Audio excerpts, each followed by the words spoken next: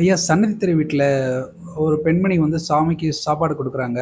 அத சாமி சாப்பிட மறந்துடுறாங்க. 3 நாள் கழிச்சு அந்த சாப்பாடு ரொம்ப வீணாயி போகுது. அந்த வீணான சாப்பாட சாமி சாப்ட்டுருக்காரு. அது உங்களுக்கு குடுத்துருக்காங்க. அது எப்படி அந்த சாப்பாட அவங்க சாப்ட்டாங்க? அத பத்தி கொஞ்சம் சொல்லுங்களேன். சனந்திரு வீட்டில் நிறையா கூட்டம் அந்த சமயத்தில். அப்போ ஒரு தம்பதிகள் வர்றாங்க. அந்த தம்பதிகள் வந்து வேறு ஊர்லேருந்து வர்றாங்க, ரொம்ப தூரத்துலேருந்து வர்றாங்க. அவங்க எப்போ வந்தாலும் சாமிக்கு வந்து பால் சாதமும் ஒரே ஒரு காயும் வச்சு கொண்டு வருவாங்க. அந்த தூக்குச்சட்டியை எடுத்து சாமி நமஸ்காரம் பண்ணும்போது சாமி பக்கத்தில் வச்சிடுறாங்க. எப்பயுமே அதான் வழக்கம். சாமி அதை பார்த்துக்குவார். பார்த்துக்கிட்டு எப்போ நேரம் கிடைக்குதோ அப்போ சாப்பிடுவார். அவங்க ஊருக்கு போகிறதுக்குள்ளே சாப்பிட்டு அதை வந்து கழுவி எடுத்து அவங்க எடுத்துகிட்டு போவாங்க.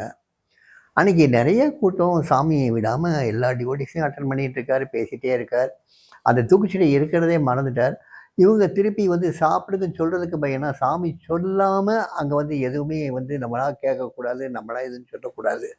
அந்த கட்டுப்பாட்டில் அந்த 75, 76 வந்தவங்களுக்கு பூரா அந்த கட்டுப்பாடு உண்டு. சாமி கேட்டாங்கன்னா பதில் சொல்லுவோமே தவிர்த்து, சாமி கேட்காம சாமி அதை சாப்பிட்டுங்க சாமி, இப்படி செய்யுங்க சாமி, அப்படி செய்யுங்க சாமின்னு யாருமே சொல்ல மாட்டாங்க. இவங்க அமைதியாக காத்துக்கிட்டே இருக்காங்க. அவங்க எப்பயுமே வந்துட்டு காலையில் அதிகாலையில் வருவாங்க. அவங்க ஊர்லேருந்து புறப்பட்டாங்கன்னா அவங்க காலையில் வந்து சேர்றதுக்கு ஒரு 10, 10:30 மணி ஆகும். சாயங்காலம் ஒரு 5:30, 6 மணிக்கு புறப்பட்டுருவாங்க. அப்போ தான் அவங்க வந்து ஊருக்கு போய் ஒரு 11 மணிக்கெலாம் போய் சேர முடியும். காரில் வந்திருக்காங்க. அவங்க பொறுமையாக காத்திருந்து பார்க்குறாங்க. கடைசியில் அவங்க போக வேண்டிய நேரம் வந்துருச்சு. அவங்க வீட்டுக்காரர் எந்திரிக்கிறாரு, அந்த அம்மாவும் எந்திரிக்குது.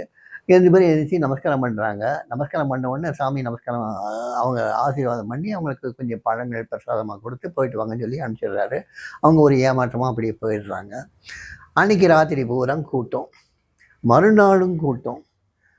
அன்றைக்கும் வந்து சாமி எதுவுமே சாப்பிடலை. அங்கே இருக்க பழங்கள் வந்து யாராவது கொடுத்தாங்கன்னா ஒன்று மட்டும் எடுத்து வாழைப்பழம் எடுத்து சாப்பிட்டதோடு சரி. அதுக்கு அடுத்த நாள் வந்து ஒரு டிவோட்டி வந்து வீட்டிலேருந்து சாப்பாடு எடுத்து வர்றாரு.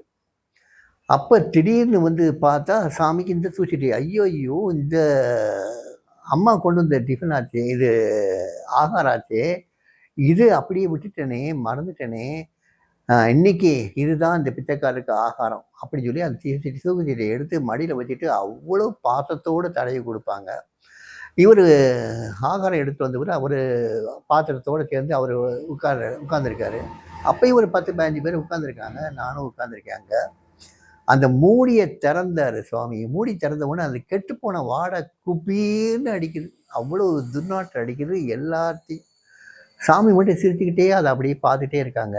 பார்த்துட்டே இருந்துட்டு அதுக்குள்ளே மெதுவாக கை விடுறாங்க. அப்போ வந்து எதிர்த்தப்புறம் இருக்க ஒரு டிவோட்டி வந்து கத்துறாரு, சாமி அது கெட்டுப்போன ஆகாரம் சாமி, அது விஷத்துக்கு சமம் சாமி, அதை சாப்பிடாதீங்க சாமி, உடம்பு ஒத்துக்காது சாமி, தயவுசெய்து சாப்பிடாதீங்க சாமின்னு சொல்கிறாப்புல.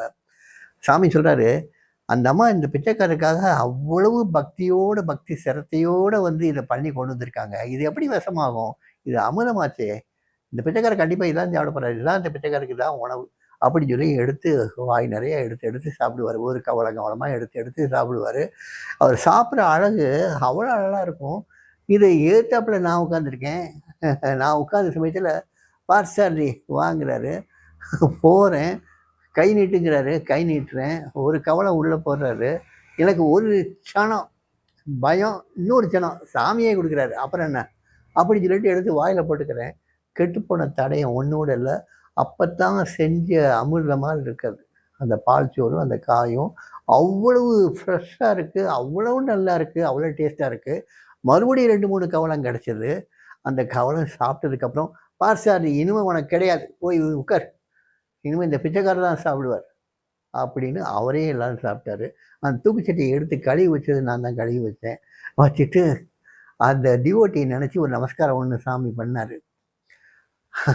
அந்த சமயத்தில் அது எப்படி கெட்டுப்போன ஆகாரம் அவ்வளோ ருசியான ஆகாரமாக எப்படி மாறிச்சு, அப்போ அவ்வளோ எப்படி ஃப்ரெஷ்ஷாக வந்துச்சு, இது எதுவுமே தெரியாது.